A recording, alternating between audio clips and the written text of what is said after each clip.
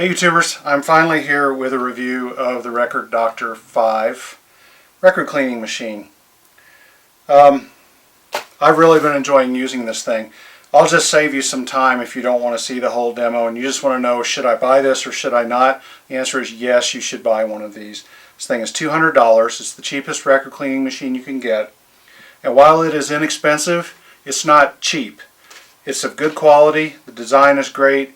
It has saved me gobs of time. I love it. I'm glad I bought it. $200 is not that much in the scheme of things.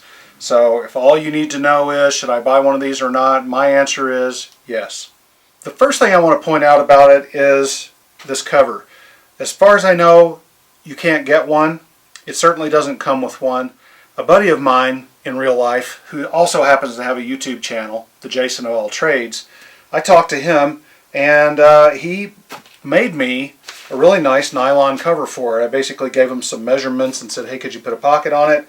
And he just made it. So if you like the idea of a cover, if you already have one of these or you're going to buy one and you think you'll want one, you might want to give him a ring or write him. I'll put his contact information in the video description. Check it out. He might make one for you. So anyway, the cool thing about the pocket is I can keep all the stuff that goes with it together and keep the dust off of the machine itself. So as you can see, it's a very simple machine. There's not much to it. It's also very small.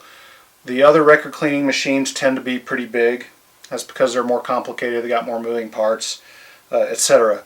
So this thing is stripped down, and I actually consider that a huge benefit. It's very elegant, meaning it does no more than is necessary to clean records.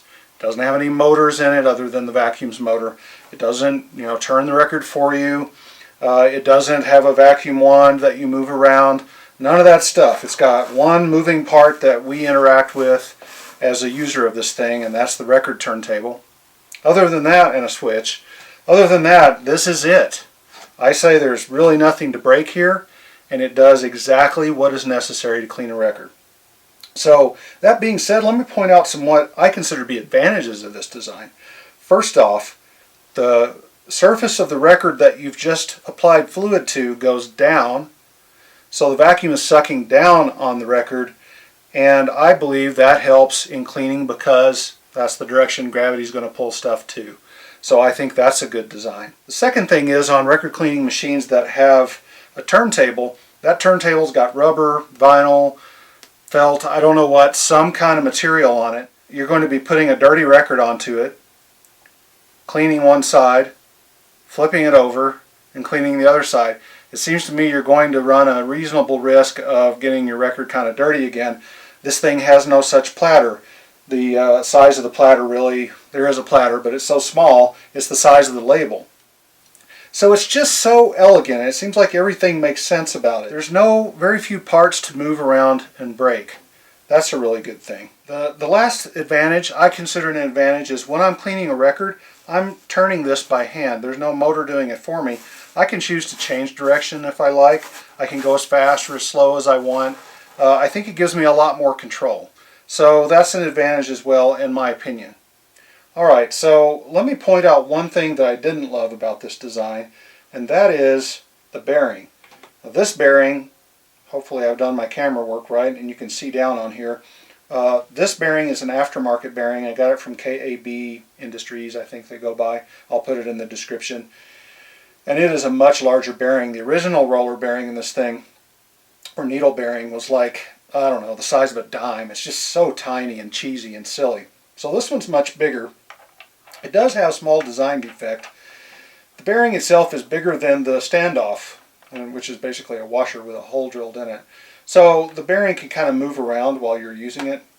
I complained to the guy that makes these at KAB, and he said, in practice it really doesn't matter that much. And I said, yeah, that's probably true, but it would be better if it fit properly. Anyway, that's that. Let's talk about doing actual record cleaning. First thing I want to point out is this is the record cleaning brush that comes with the device, and it's pretty cheesy. It gets sopping wet right away. It doesn't look to me like it would dig very deep into the grooves, but it'll get you going. That's fine. After a bit of experimentation, I've ended up using what I use when I would wash records in the sink. It's just a paint applicator. It's a microfiber paint applicator. So this thing works really well. It seems to dig in. I can kind of move it around while I'm working with it. It's done a really good job, so I'm sticking with it. Just one tip, before I get started, I just put a little tap water on it to get it more absorbent. If you start out with it really dry, it kind of doesn't want to pick up the cleaner right away. So just get it a little moist before you get going. And this is the size of the bottle of record cleaner that comes with it. You can see I'm almost out already. I'll make up a batch of my own elixir after I do this, and maybe I'll do a video about that. This has worked pretty well, but it doesn't last long. So I just wanted to point that out, and hopefully I got enough to do my record. I think I do. So let's do a record. I've been sitting on this record for quite a while. This is Beethoven Triple Concerto. I think I talked about this in another video a few weeks ago. This is a Dutch gramophone. It's in really nice shape, except it's really grungy and nasty. I don't know if it'll come across on video or not, but we'll try. It's really dusty, but it's one of those that you can kind of see through the dust and tell that the vinyl is actually quite nice. It's just got schmutz on it, and mostly it's just real dusty. So we're going to take care of that today. I like to start on the first side so that I can remember if I've done both sides, because I'm getting old and forgetful. So I try to always go on the first side. Clean that side first. So you just apply some of the fluid. So now I'm going to apply the fluid. And notice I'm doing this manually, there's no motor. That's fine, and I can change directions whenever I like. I'm applying medium pressure, not real heavy and not super light. So I'm just making sure the cleaning fluid gets worked in well. The great thing about this is I can tilt it back and forth, and then I can put it down flat if I feel like I want to get more contact with the record surface. So looking good, well moistened. I need to now vacuum it off. Flip it over. Put on my hearing protection, because this thing is incredibly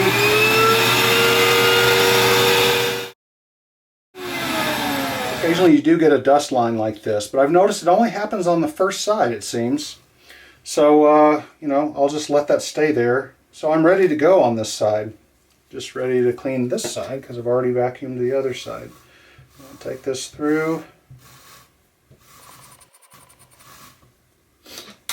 Flip it over. I don't know why I took my hearing protection off. Got to put it back on. I also kind of keep turning it as the vacuum spins down, and I'm hoping that keeps a hard line from forming where the vacuum lips were. So this record is clean. Now I've got to note that it does have a drying effect, but it's not meant to dry the record completely. I'm kind of fortunate. I'm in Colorado. It's super dry here, so this record is essentially dry right now. There's a little bit, just a tiny bit of moisture around the edges. I could pretty much walk out to the turntable right now and put it on and I'd be good. But I tend to wave it around a little bit if I'm going to put it back in the sleeve. So let me see if I can demonstrate how clean this is. Now there's a little bit of dust left behind here. That's nothing major. Generally what I do, take it to the turntable, I'm going to play it, and I always hit it with the carbon fiber brush. So any little bit of dust that's left behind is no big deal. So as I said, this cleaner is awesome. You're crazy if you don't get one. You know, some of you guys that collect thousands of records, think about how much you spent on the records, and think about how much time you could save yourself by having a record cleaning machine if you buy used.